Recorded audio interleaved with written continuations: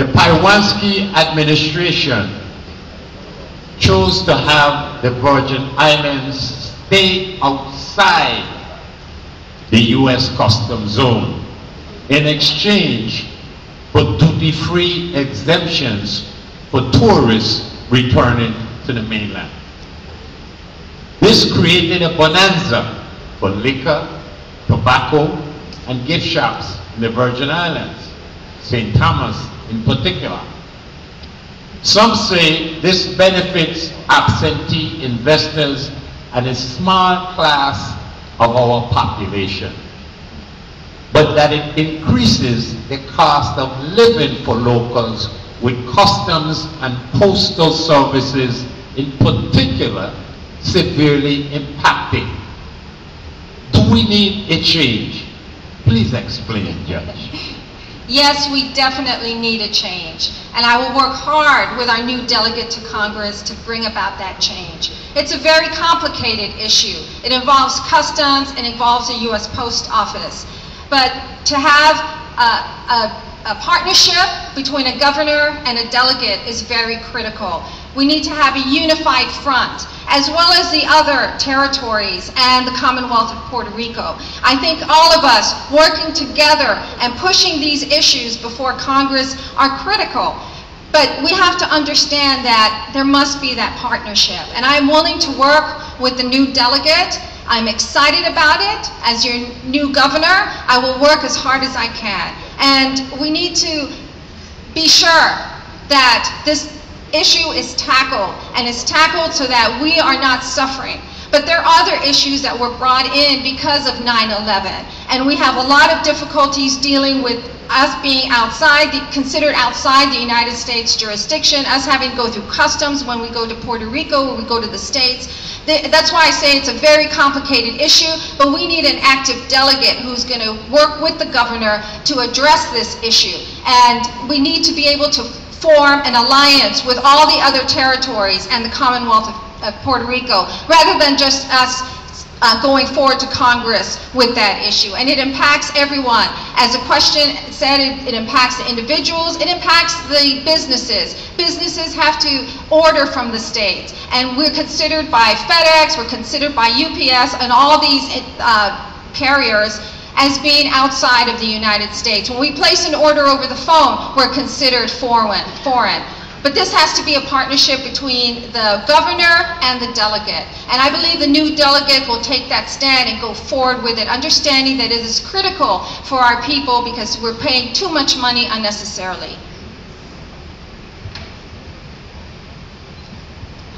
I think the time has come, with duties being reduced across the world, for us to take a look at coming back inside the customs zone. And we've asked the GAO, the General Accounting Office, to take a look at the pros and cons so that we can make an informed decision. Let me just say that the Lieutenant Governor continues to misrepresent the record. That's over $90 million that we have brought in new road money, not including the over 134 for special projects like that wonderful bypass we have and fixing the Scott-Free Road in St. Thomas. And in addition, as I said before, the amount of Garvey bonds that could be floated was greatly increased by what I was able to do to bring in more road money. And he knows the difference between what the governor can do and the delegate can do, but he continues to try to confuse the public.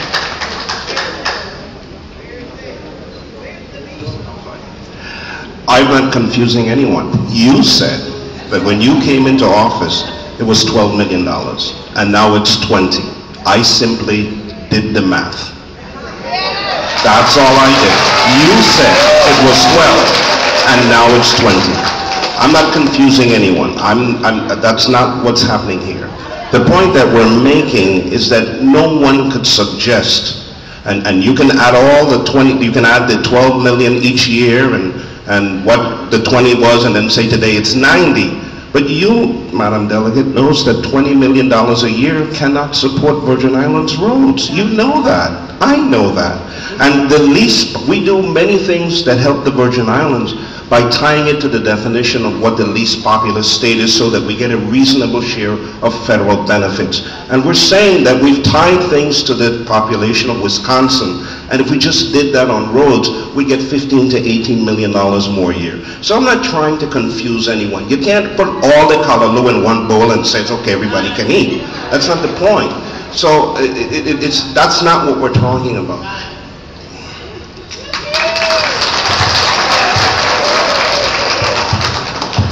Well, Mario, I'm going to go back and answer the last question. I'm not going to get into that. And the issue is the funding was cut, and that's why the children weren't able to travel. It was just that simple.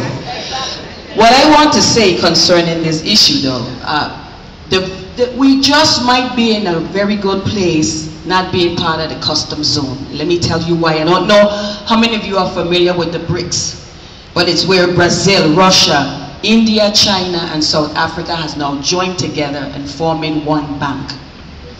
We being out of the customs zone, could it just be that it's an opportunity for us to now be able to work with investors from foreign countries and not have to be subjected to all the taxes that the U.S. is trying to put on the U.S. when they're trying to do business with countries from overseas? It is something to think about. I'm not saying that it can happen, but it's something to think about.